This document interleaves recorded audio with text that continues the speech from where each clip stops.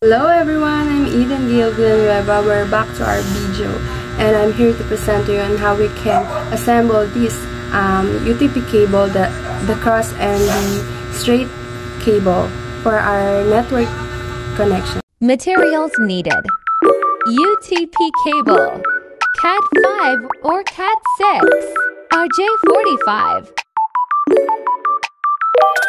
crimping tool, not to pass through,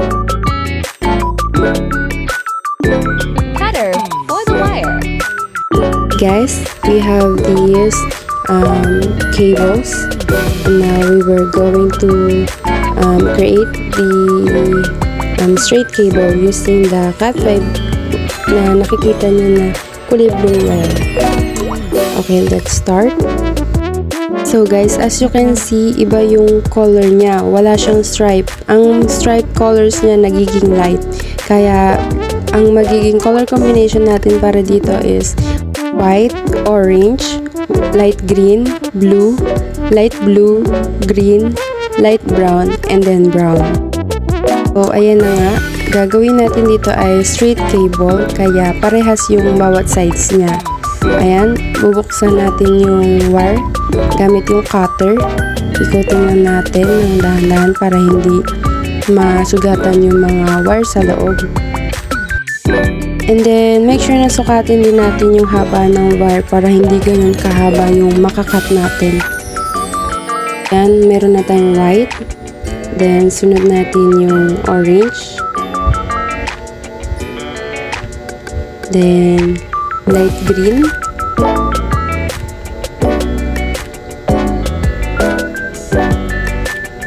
And then blue.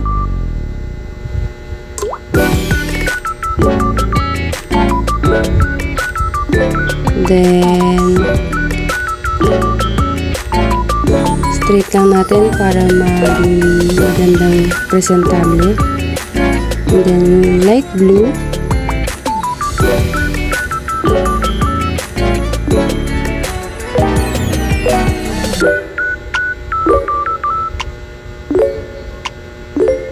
And then green, and then light brown. And para sa gumamit naman ng mga Cat6, ipapresent ko yung color combination para doon. And then now, magkakat naman tayo. Gagamitin natin yung blade sa crimping tool natin. Make sure lang na naka-align pa rin yung colors para pantay-pantay natin makat.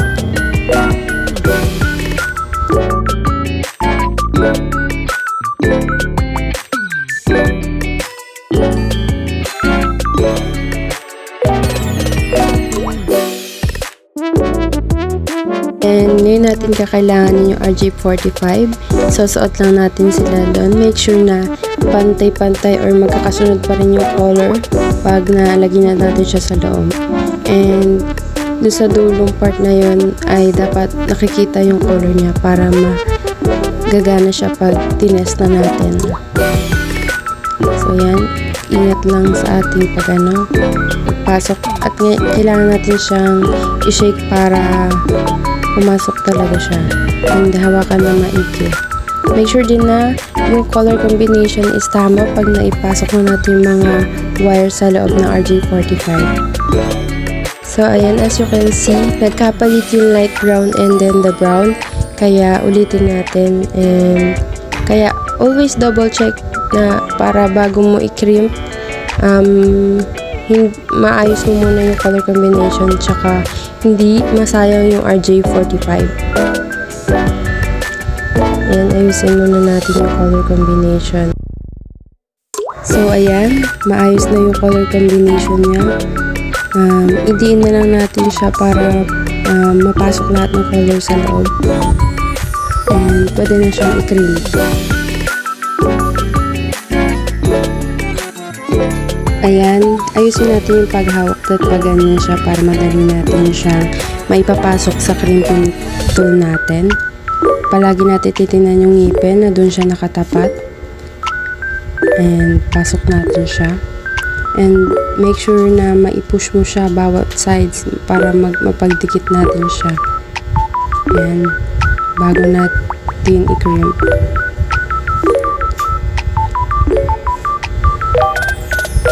And then, pag na-crimp natin, hawakan natin siya ng matagal. I-hold lang ng matagal para maayos na ma-crimp. Yan.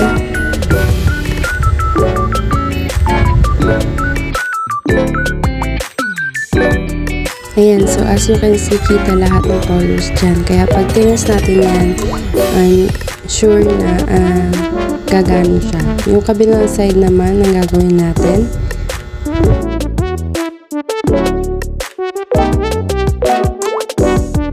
gagayahin lang natin yung mga ginawa nating steps sa kabila, pati yung color combination. Then, makakabuo na tayo ng straight cable.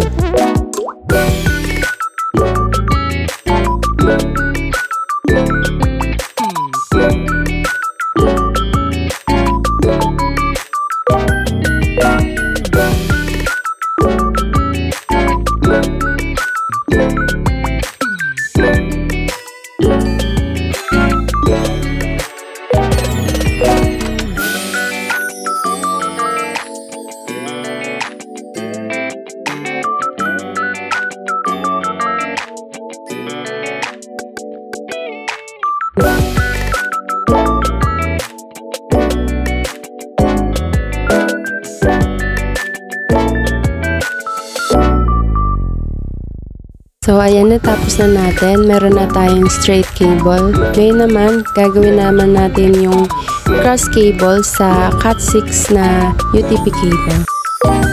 So, ayan, gagamitin naman natin ng Cat 6 na cable. Ikakat muna natin yung existing na RJ45 sa kanya para maituro ko sa inyo.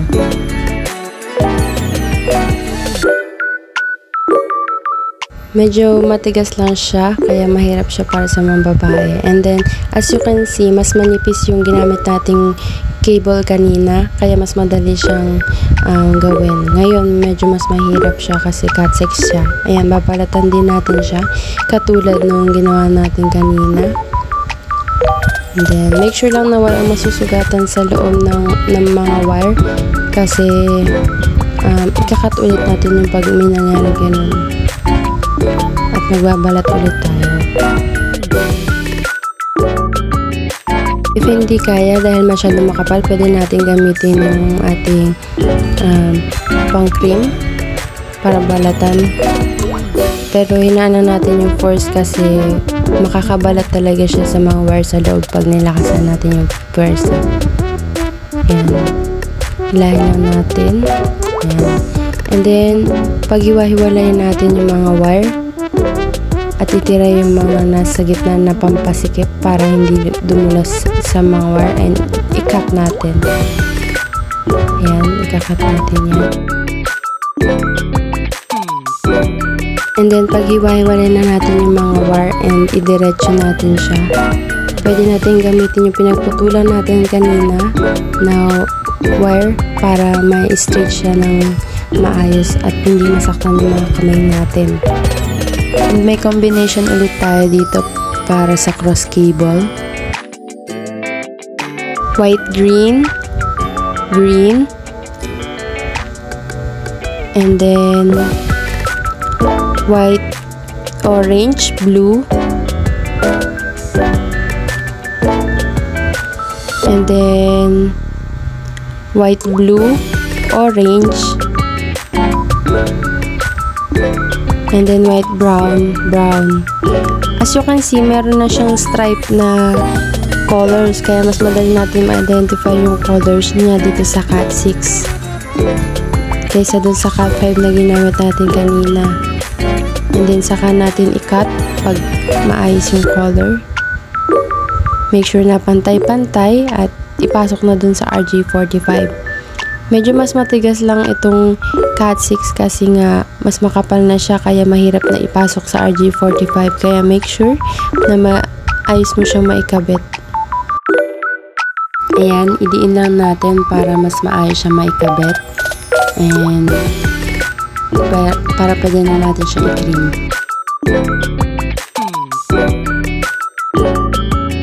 Ayan, Ngayon, pwede na natin siyang i-crimp and push lang both sides para mas kumapit yung ano natin, pagkikrim natin.